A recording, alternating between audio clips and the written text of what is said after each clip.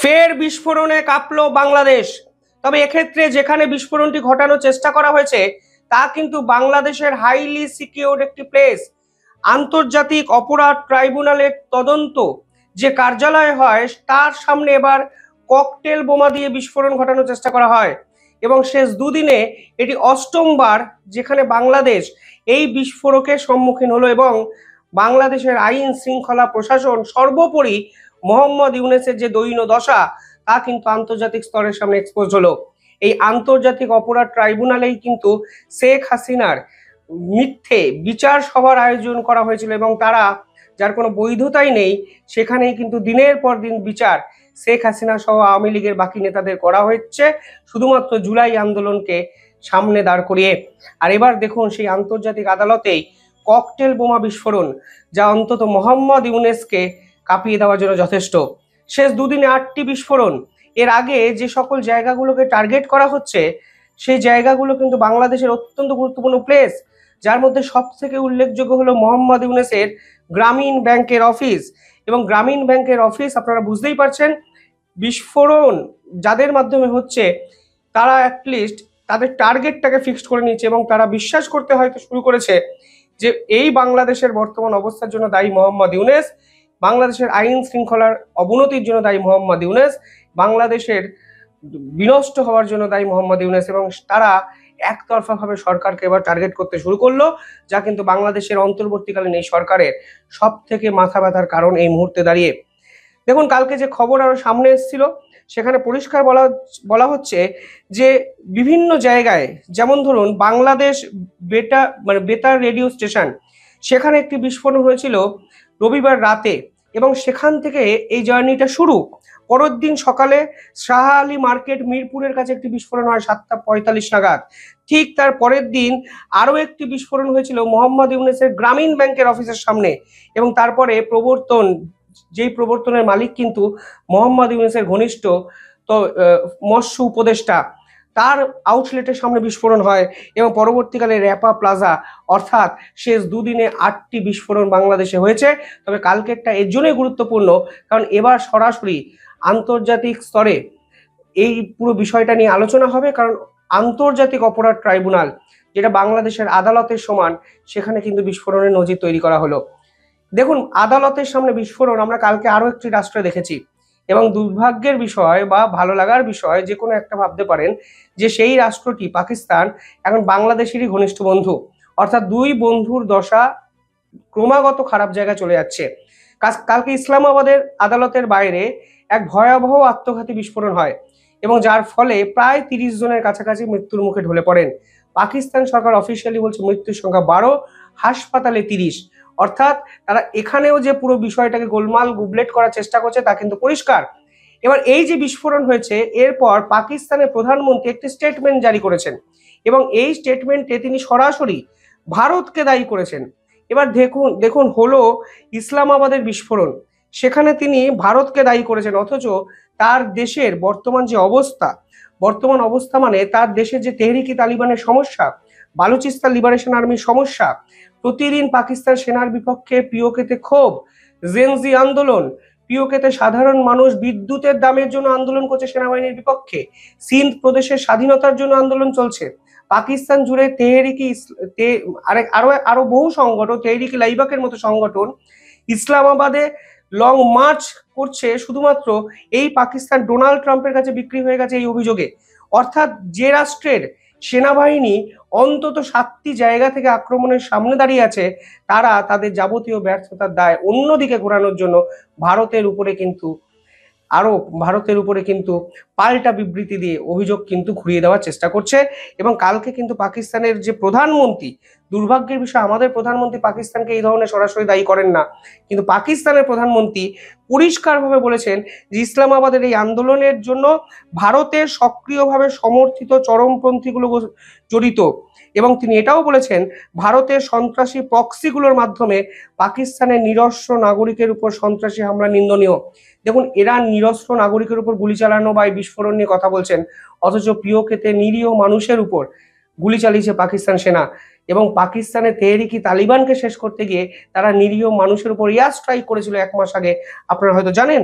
সেখানে তারা পরিষ্কার বলছেন কাবুলের শাসকরা পাকিস্তানের এই সন্ত্রাস ধ্বংস করতে পারে, কিন্তু তারা বলতে চাইছে যে যেভাবে কাবুলকে বাইরে থেকে সাপোর্ট করা হচ্ছে সেটাকে কিন্তু পাকিস্তান সামলাতে পারছে না। এবং তিনি এটাই বলেন ভারত এই অঞ্চলে প্রক্সির মাধ্যমে সন্ত্রাস সরানোর জন্য এই কাজ থেকে বিরত থাকুন।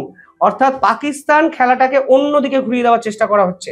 তারা জানে দিল্লি বিস্ফোরণে তারা ফেসে গেছে, তারা জানে দিল্লি বিস্ফোরণে একাধিক এমন যোগ চলে এসছে তাতে পাকিস্তানের যে বর্তমান স্ট্যান্ড তা কিন্তু স্পষ্ট। মাসুদ হাজার এবং তার ফ্যামিলি যেভাবে দিল্লি বিস্ফোরণের পিছনে আছে, যেভাবে ভারতের গোয়েন্দারা দুর্ধর্ষ ভঙ্গিতে এটাকে এক্সপোজ করছে, তাতে পাকিস্তান ফেসে যাওয়ার সম্ভাবনা তৈরি হতেই ইসলামাবাদে এই বিস্ফোরণ হলো। আর ইসলামাবাদে এই বিস্ফোরণ হলো এবং এর ফলে তারা ভারতের নামে বিবৃতি জারি করে ব্যালেন্স করার চেষ্টা করছে আন্তর্জাতিক স্তরের সামনে। পরিষ্কার খেলা। কে বলতে পারে ইসলামাবাদে এই বিস্ফোরণের পিছনে পাকিস্তানের এই ইসলামিক র্যাডিকাল সরকার নেই, এই পাকিস্তান সেনাবাহিনী নেই? কে বলতে পারে? শুধুমাত্র আন্তর্জাতিক স্তরে সর্বসমক্ষে অসম্মানিত হওয়ার জন্য এবং ধরা পড়ে যাওয়ার ভয়ে আজকে পাকিস্তান নিরীহ মানুষের উপর এই ধরনের আত্মঘাতী বিস্ফোরণ করেনি, তার গ্যারেন্টি কি আছে? যারা নিজেদের মানুষের উপরে এয়ার স্ট্রাইক করে, যারা নিরীহ মানুষের উপরে গুলি চালায় তাদের দেশে, যারা শুধুমাত্র একটি আন্দোলনকে দমন করার জন্য 300 জনকে কাছাকাছি গুলিতে মেরে দেয়, তারা তাদের দেশের নাগরিকের উপর এই ধরনের আত্মঘাতী বিস্ফোরণ করাবে না, তার কি গ্যারেন্টি? আরো একটা ইম্পর্টেন্ট বিষয় এখানে মনে রাখা দরকার, কালকে ইসলামাবাদের আদালতে একটি বিস্ফোরণ হয়েছে, যে বিস্ফোরণ নিয়ে আমি কথা বলছি। আদালত কক্ষে বিস্ফোরক বোঝায় গাড়িটি ঢুকালো কিভাবে? আদালত কক্ষ একটা রাষ্ট্রের হাইলি সিকিউরড প্লেস, সেই সিকিউরিটির বেড়াজাল টপকে একটা গাড়ি ঢুকে গেল এবং আদালত চত্বর তন্ন তন্ন করেও সেই গাড়িটার হদিশ সিকিউরিটি দপ্তর পেল না এবং গাড়িটি আলটিমেটলি ফেটে গেল এবং 30 জন মারা গেল। এর পিছনে পাকিস্তান আইন প্রশাসন দায়ী নয় তো? এই প্রশ্ন আজকে তুলছি আমি এই জন্যই তুলছি কারণ তারা একটা বিস্ফোরণের 10 মিনিটের মধ্যে একটা বিবৃতি দিয়ে দিয়েছে ভারতকে দায়ী করে, এবং সেই বিবৃতি তাদের কোনো মানে গোয়েন্দা দপ্তরের অফিসার বা সেনাবাহিনী দেয়নি, তাদের প্রধানমন্ত্রী যেন বিবৃতি লিখে দাঁড়িয়েছিলেন যে বিস্ফোরণ হবে, আমি একটা বিবৃতি দিয়ে ভারতের নামে দায়ী করে দেবো কারণ আমি দিল্লি বিস্ফোরণে ফেসে গেছি। এ প্রি প্ল্যানিং পাকিস্তানের পক্ষ থেকে পরিষ্কার বোঝা যাচ্ছে। যেভাবে দিল্লি বিস্ফোরণ একটা অর্গানাইজড প্ল্যান, যেভাবে সমাজের উচ্চ শ্রেণীর ডাক্তারদের কাজে লাগিয়ে সাধারণ মানুষকে মারা হয়েছে, ঠিক একইভাবে পাকিস্তান তাদের বিপক্ষে ওঠা অভিযোগকে অন্যদিকে ঘুরিয়ে দেওয়ার জন্য ইসলামাবাদ এই ভয়াবহ খেলা খেলেনি তো? এই প্রশ্ন কিন্তু কালকে পাকিস্তানের এই প্রধানমন্ত্রী বিবৃতির পর উঠছে। পাশাপাশি কালকে আরো একটা ইম্পর্টেন্ট বিষয় আমি আপনাদের দেখাই, ভারতও কিন্তু এর পাল্টা দিয়েছে। ভারত পরিষ্কার বলেছেন এটা প্রেডিক্টেবল ট্যাকটিক, ফলে এর মধ্যে কোনো মানে আমার মনে হয় কোনো অস্বাভাবিকতা নেই। পাকিস্তানে তেহরিকি তালিবান আক্রমণ করবে, তারা ভারতের নামে দোষ দেবে।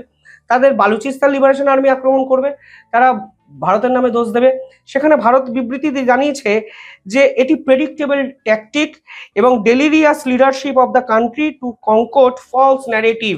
অর্থাৎ পরিষ্কার বলা হচ্ছে যে পাগলের মতো লিডারশিপ, ডেলিরিয়াস মানে পাগলের প্রলাপ, লিডারশিপ পাগলের মতো কথা বলছে, হাইলি এক্সাইটেড হয়ে ভুলভাল কথা বলছে এবং country to concoct false narrative, মন গড়া মিথ্যা ন্যারেটিভ তৈরি করছে পাকিস্তান।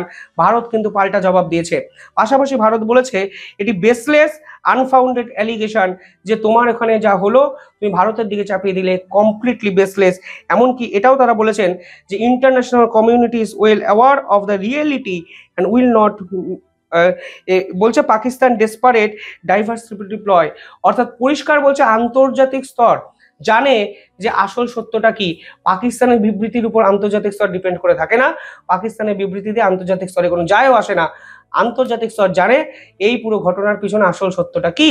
অর্থাৎ পরিষ্কার বোঝা যাচ্ছে দুটো সম্ভাবনা, নয় তাদের দেশের মিলিটেন্ট অ্যাক্টিভিটি, যারা সেনাবাহিনীর বিপক্ষে দিনের পর দিন আন্দোলন করছে, তেহরিকি তালিবান, বালুচিস্তান লিবারেশন আর্মি, লস্করি তৈবা এবং সাধারণ মানুষ, তারা এই ঘটনার সঙ্গে জড়িত এবং এর ব্যর্থতাটা আইন প্রশাসনের, যা তারা ঢাকতে পারেনি বলে ভারতের নামে দোষ দিচ্ছে। সম্ভাবনা 2, তারা দিল্লি ব্লাস্টটাকে কোথাও না কোথাও গিয়ে ব্যালেন্স করার জন্য নিজেদের দেশে একটা বিস্ফোরণ ঘটাতে পেরেছে এবং তার জন্য তারা তাদের দেশে জঙ্গি সংগঠনকেই ব্যবহার করেছে শুধুমাত্র তাদের এই খেলাটাকে আন্তর্জাতিক স্তরে প্রতিষ্ঠিত করার জন্য। দুটো সম্ভাবনা আমি আপনাদের সামনে রাখলাম, কমেন্টে জানাবেন আপনারা কিভাবে দেখছেন। একদিকে বাংলাদেশ, অন্যদিকে পাকিস্তান, বিস্ফোরকে কাঁপছে আর ভারত কিন্তু আন্তর্জাতিক স্তরে ক্রমশ প্রভাবশালী এবং প্রতিপত্তিশালী হচ্ছে। ভাবলে অবাক লাগে। যাই হোক, আপনারা কমেন্টে জানান। এই ভিডিও আর দীর্ঘায়িত করছি না, পরে আরেকটা ভিডিও নিয়ে আসছি, অত্যন্ত ইম্পর্টেন্ট ভিডিও। দেখবেন আমাদের চ্যানেল, সাবস্ক্রাইব করে বেল আইকনটি পাশে থাকবেন। ধন্যবাদ।